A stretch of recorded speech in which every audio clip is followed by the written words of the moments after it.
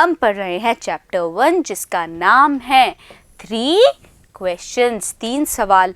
और हमने क्या जाना है इस चैप्टर के पहले भाग में कि भाई राजा के मन में बहुत सारे सवाल हैं।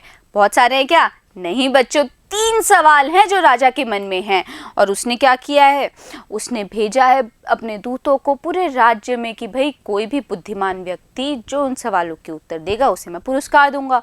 पर ऐसा नहीं हुआ, कोई भी व्यक्ति राजा के उन सवालों का उत्तर नहीं दे पाया। तो राजा ने क्या किया, आखिरकार खुद चला गया एक सन्यासी के पास में उन सवालों के उत्तर मांगने के लिए। अब भाई वो सन्यासी तो गड्ढे खोद रहा था, तो राजा ने उसकी मदद करना शुरू कर दिया। और जब आखिरकार राजा परेशान हो गया ना, क्योंकि वो सन्यासी उत्तर नहीं दे रहा था सवालों के, तो इतने में क्या हुआ, एक आदमी दौड़ता हुआ सन्यासी के उस झोपड़े की तरफ आया। अब कौन था वो सन्यासी के पास आने वाला आदमी, और क्या उस सन्यासी ने उत्तर दिए राजा के सवालों के, जानते हैं बच्चों इस चैप्टर के इस दूसरे भाग में। करते हैं दूसरे भाग की शुरुआत। The king turned round and saw a bearded man running towards him. तो बच्चों जो राजा था, जब सन्यासी ने कहा कि एक आदमी आ रहा है दौड़ता हुआ, तब राजा ने क्या किया, राजा turned round यानी कि मुड़ा, और उसने देखा एक बियर्ड मैन को, एक दाढ़ी वाले आदमी को, जो कि रनिंग यानी कि दौड़ता हुआ उनकी तरफ आ रहा था। His hands were pressed against his stomach. और वो जो आदमी था जो दौड़ता हुआ आ रहा था ना, उसका जो हाथ थे वो कहाँ पे थे, उसके पेट पर उसने दबाए हुए थे। स्टमक मतलब पेट। From which blood was flowing. अब उसके पेट से क्या हो रहा था बच्चों, खून निकल रहा था। और उस खून को रोकने के लिए उस आदमी ने क्या कर रखा था, अपने हाथ से उस जगह को दबा रखा था। When he reached the king, जब वो आदमी राजा के पास पहुंचा, he fainted, वो बेहोश हो गया, and fell to the ground, और गिर गया। fell मतलब गिर गया जमीन पर। The king and the hermit removed the man's clothing.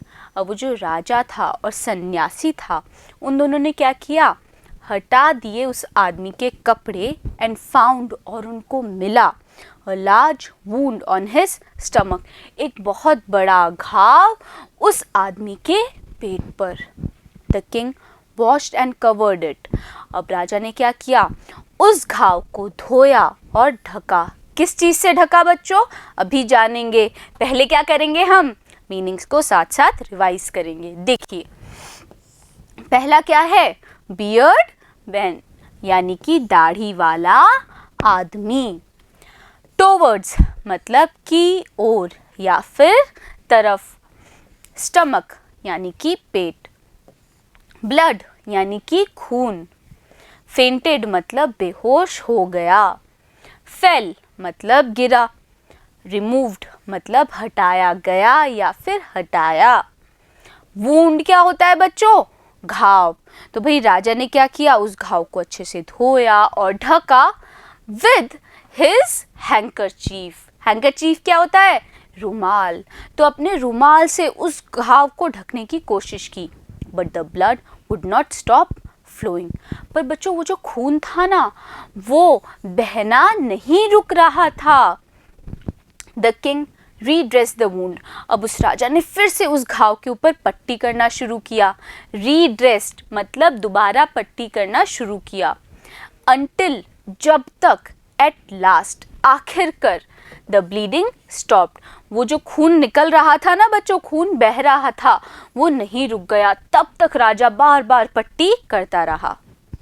The man felt better. अब उस आदमी को बेहतर लग रहा था। And asked for something to drink, और उसने कुछ पीने के लिए मांगा। The king brought fresh water. जो राजा था ना, वो उसने क्या किया, वो राजा ताज़ा पानी लेके आया उस घायल व्यक्ति के लिए। And gave it to him, और वो जो ताज़ा पानी था वो उसने उस घायल व्यक्ति को दिया। By this time the sun had set, और इस समय तक जो सूरज था वो क्या हो चुका था, सेट हो चुका था यानी कि ढल चुका था। And the air was cool, और जो हवा थी ना बच्चों वो भी काफ़ी ठंडी थी। The king with the hermits help carried the wounded man into the hut.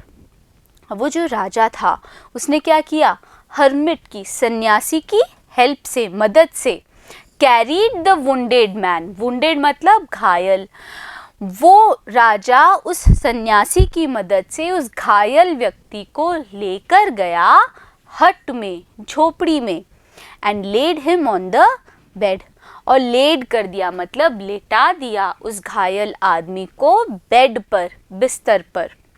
The man closed his eyes and ले क्वाइट। अब वो जो आदमी था, जो घायल था बच्चों, उसने क्या की, बंद कर ली अपनी आंखें और वो लेट गया क्वाइट, यानी कि चुपचाप लेट गया। तो यहाँ पे हमने क्या क्या मीनिंग्स पढ़े हैं बच्चों, देखिए। पहला है हैंकरचीफ, हैंकरचीफ मतलब रुमाल, स्टॉप यानी कि रुकना, ब्लीडिंग मतलब खून बह रहा है, फ्रेश यानी कि ताज़ा, हट मतलब कुटिया या फिर झोपड़ी, ले मतलब लिटाया, क्वाइटली मतलब चुपचाप। अच्छा बच्चों, ले का मतलब है लिटाया, और एक और मतलब है ले का, वो क्या है, लेटना।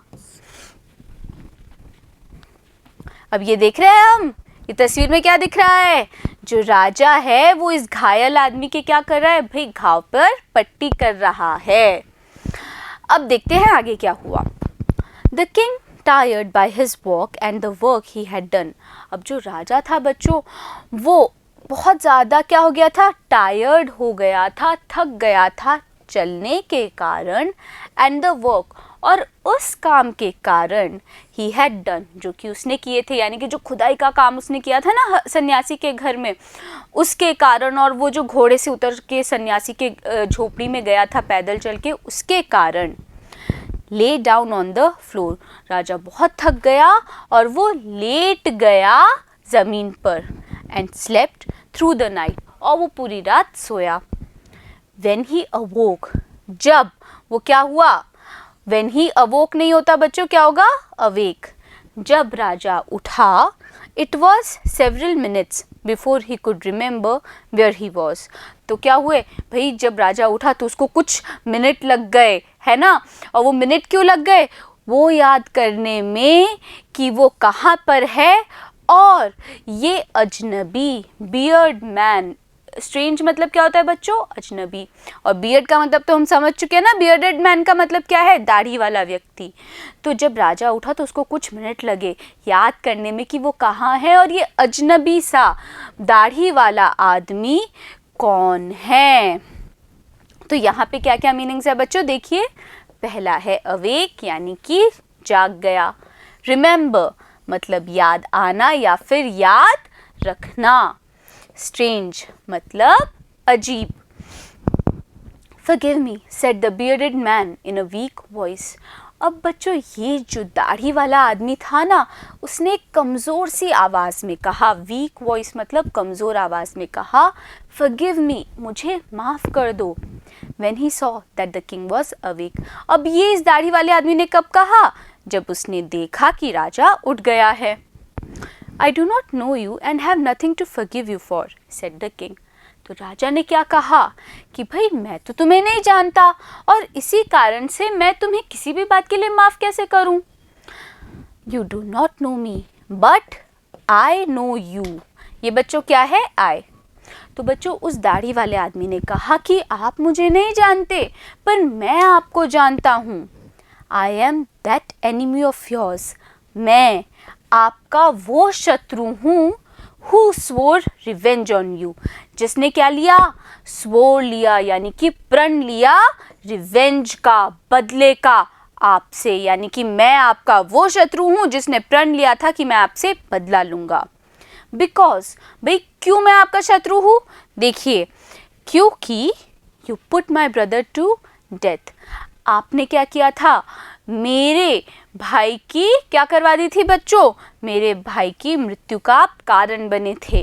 एंड सीज्ड माई प्रॉपर्टी, और आपने छीन ली थी, सीज कर ली थी मतलब छीन ली थी मेरे से मेरी प्रॉपर्टी, मेरी संपत्ति, मेरी जायदाद।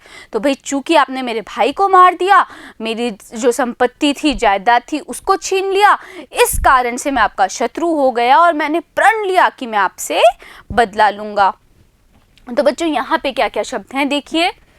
पहला है forgive यानी कि माफ़ करना।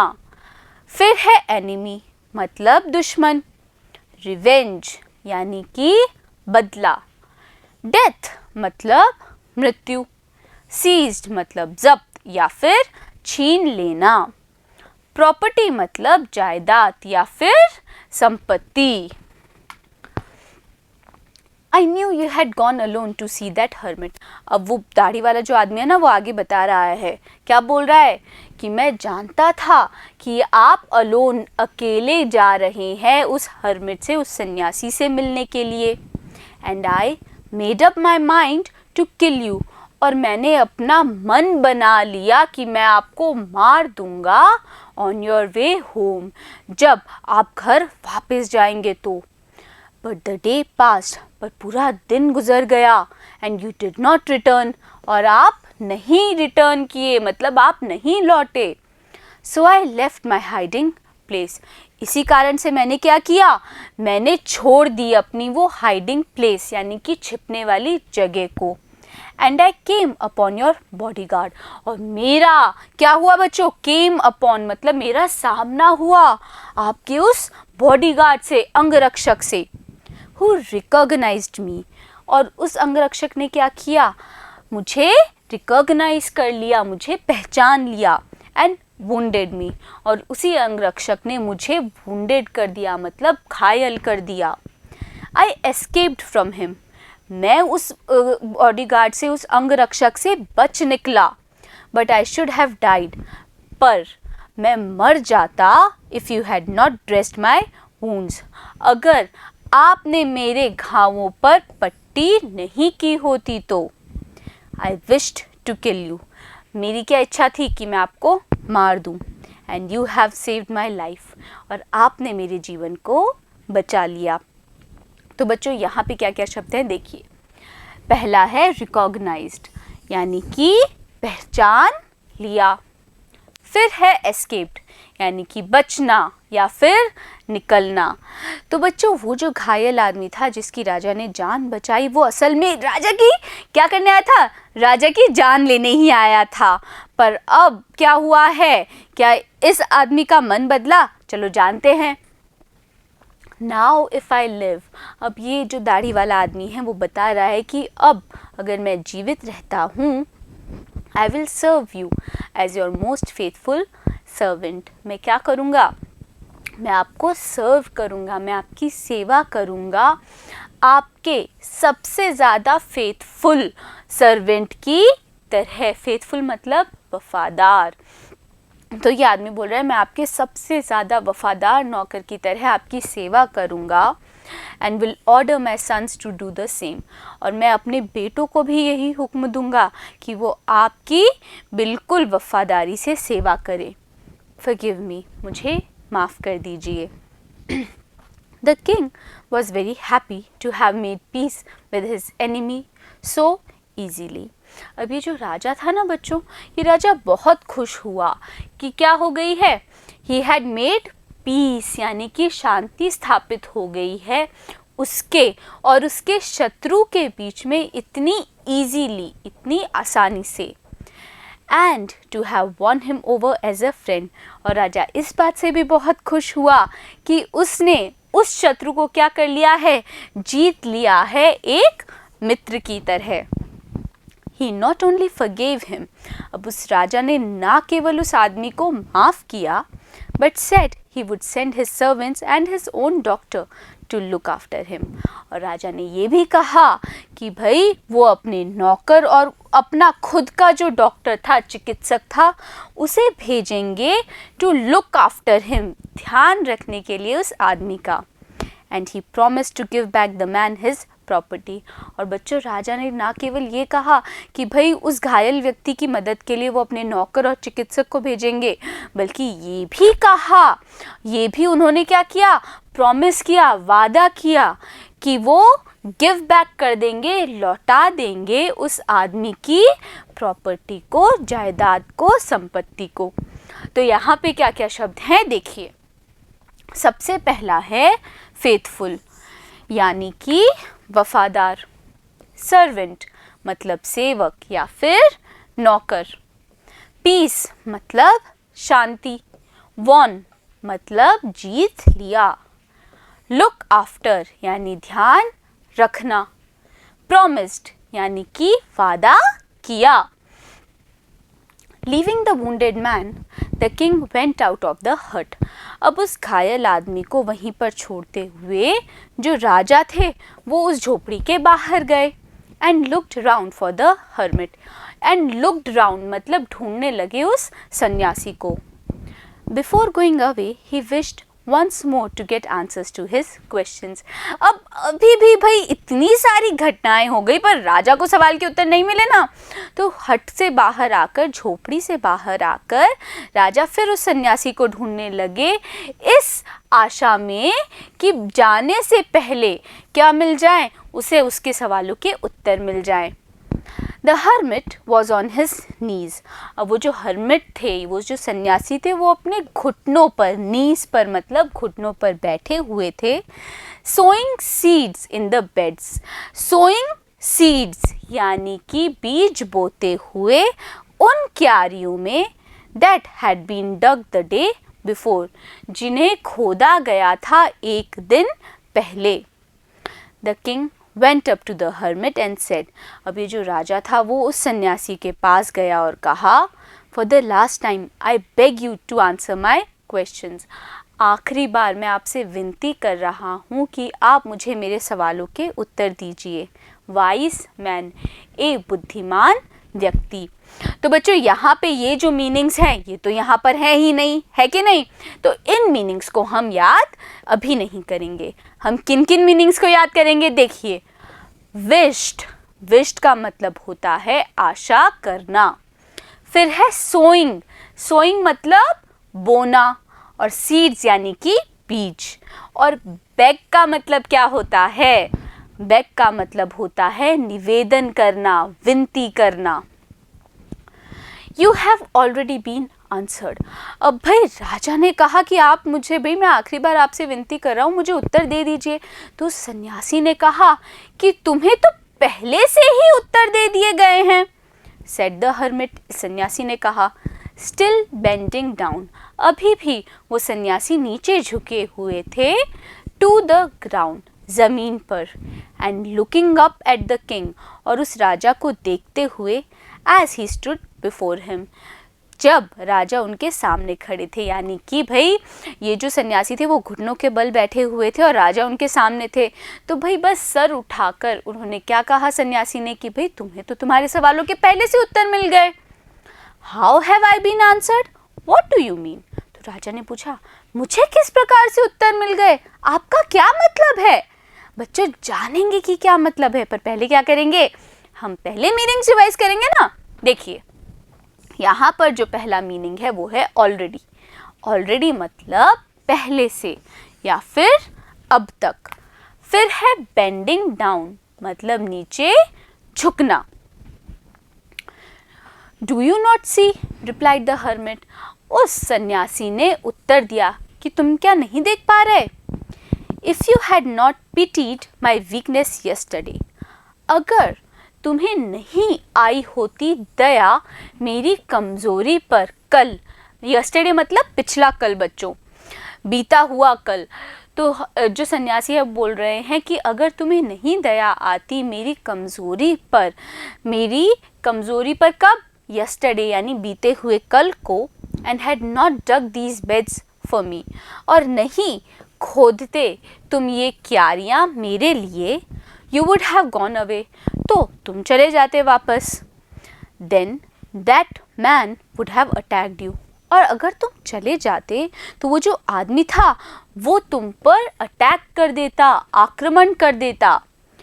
and you would have wished you had stayed with me. और फिर क्या होता, तब तुम आशा करते कि काश तुम मेरे साथ ही रुक गए होते. So the most important time was when you were digging the beds.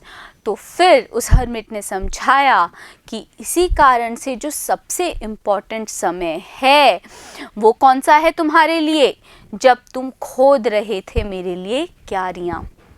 And I was the most important man, और मैं तुम्हारे लिए सबसे ज़्यादा ज़रूरी व्यक्ति था. And to do me good was your most important business, और तुम्हारे लिए सबसे ज़्यादा ज़रूरी बिजनेस मतलब वैसे बच्चों होता है व्यवसाय, पर यहाँ पर बिजनेस का मतलब है कार्य. तो उस सन्यासी ने समझाया कि तुम्हारे लिए सबसे ज़्यादा ज़रूरी व्यक्ति मैं था. और क्या था बच्चों, ये जो कार्य था मेरे लिए करना वो सबसे ज़्यादा ज़रूरी कार्य था. तो यहाँ पे हमने क्या क्या शब्द पढ़े हैं देखिए. सबसे पहला है रिप्लाइड, यानी कि उत्तर दिया. पिटीड, यानी कि दया आ गई. वीकनेस, यानी कि कमज़ोरी. यस्टरडे मतलब बीता हुआ कल. डग मतलब खोदना. अटैक्ड, यानी कि आक्रमण किया. स्टेड, यानी कि रुका हुआ. बिजनेस, यानी व्यवसाय या फिर कार्य. Afterwards when the man run to us, अब फिर वो समझा रहे हैं और सन्यासी कि भाई बाद में जब ये आदमी हमारे पास भाग के आया, the most important time was when you were caring for him. तब तुम्हारे लिए सबसे ज़रूरी समय था जब तुम उस आदमी की क्या कर रहे थे, केयर कर रहे थे, देखभाल कर रहे थे. तो बच्चों ये जो सन्यासी है ना, ये गोल गोल करके समझा रहा है बातों को. भाई राजा का सवाल क्या था कि सबसे ज़रूरी व्यक्ति कौन है, सबसे ज़्यादा ज़रूरी समय कौन सा है और सबसे ज़्यादा ज़रूरी कार्य कौन सा है.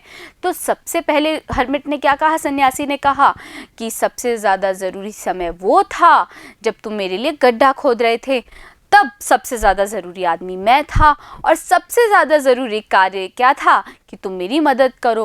और फिर जब वो आदमी भाग कर आया, तब सबसे ज़रूरी समय था कि तुम क्या करो, तुम उस आदमी की देखभाल करो.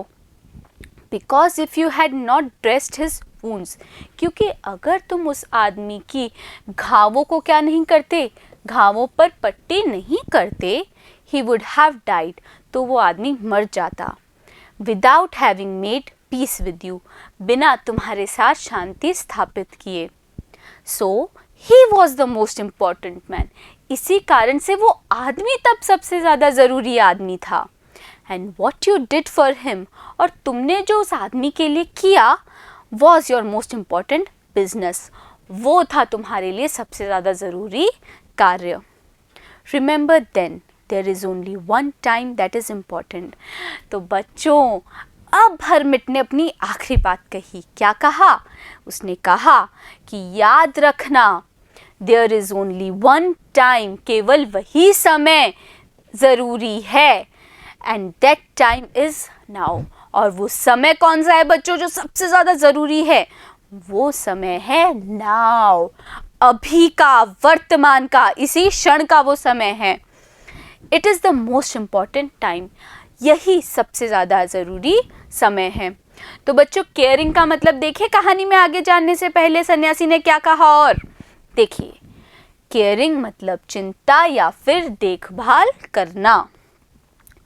Because it is only time we have any power to act. तो बच्चों सन्यासी ने ऐसा क्यों कहा कि नाउ, यानी कि अभी का जो समय है वो सबसे ज़्यादा ज़रूरी है. इसलिए कहा क्योंकि इस समय पे क्या है, यही वो केवल समय है जब हमारे पास किसी प्रकार की पावर होती है, ताकत होती है एक्ट करने के लिए, कार्य करने के लिए. The most necessary person. अब इस राजा के सवाल का दूसरा उत्तर देते हुए, दूसरे सवाल का दूसरा उत्तर देते हुए देखिए क्या कहा इस सन्यासी ने. द मोस्ट नेसेसरी पर्सन, जो सबसे ज़्यादा ज़रूरी व्यक्ति है, is the person you are with, वो व्यक्ति है जिसके साथ तुम हो, एट अ पर्टिकुलर मोमेंट, एक विशेष मोमेंट पे, एक विशेष क्षण पे। For no one knows what will happen in the future. क्यों बच्चों, क्यों क्या है वो व्यक्ति सबसे ज़्यादा ज़रूरी है? इसलिए है क्योंकि कोई नहीं जानता वॉट विल हैपन, कि क्या होगा इन द फ्यूचर, भविष्य में। And whether we will meet anyone else, और नहीं हम जानते कि क्या हम किसी और से भी मिलेंगे। The most important business. अब बच्चों राजा के तीसरे सवाल का उत्तर देते हुए उस सन्यासी ने समझाया कि जो सबसे ज़रूरी कार्य है is to do that person good, वो है उस व्यक्ति के लिए कुछ अच्छा करना। Because we were sent into this world, क्योंकि हमें इस दुनिया में भेजा गया है फॉर दैट पर्पस अलोन, केवल उसी पर्पस के लिए, औचित्य के लिए। तो बच्चों ये जो 4 शब्द है इन्हें रिवाइज करते हैं। देखिए, पहला है पावर यानी कि शक्ति या फिर ताकत, पर्टिकुलर मतलब विशेष, मोमेंट यानी क्षण, और वर्ल्ड मतलब संसार। तो बच्चों आप भी समझ गए हैं ना, सबसे ज़्यादा ज़रूरी समय कौन सा है? अभी का। क्यों ज़रूरी है? क्योंकि इसी समय पर हमारे पास ताकत होती है कुछ करने की। सबसे ज़्यादा ज़रूरी व्यक्ति वो है जो कौन है भाई, जो हमारे साथ उस विशेष समय पर मौजूद है, क्योंकि हम नहीं जानते भविष्य में कि क्या हम किसी और से भी मिलेंगे। और सबसे ज़्यादा ज़रूरी कार्य क्या है? उस व्यक्ति के लिए कुछ अच्छा करना, क्योंकि हम दुनिया में आए हैं इसी प्रयोजन के लिए, इसी औचित्य के लिए, है कि नहीं? मज़ेदार लगी ना बच्चों ये कहानी? अब क्या करेंगे? अब हम अगले वीडियो में करेंगे इसी चैप्टर के कॉम्प्रिहेंशन यानी कि क्वेश्चन आंसर्स। तो बने रहिएगा मेरे साथ, मिलते हैं अगले वीडियो में।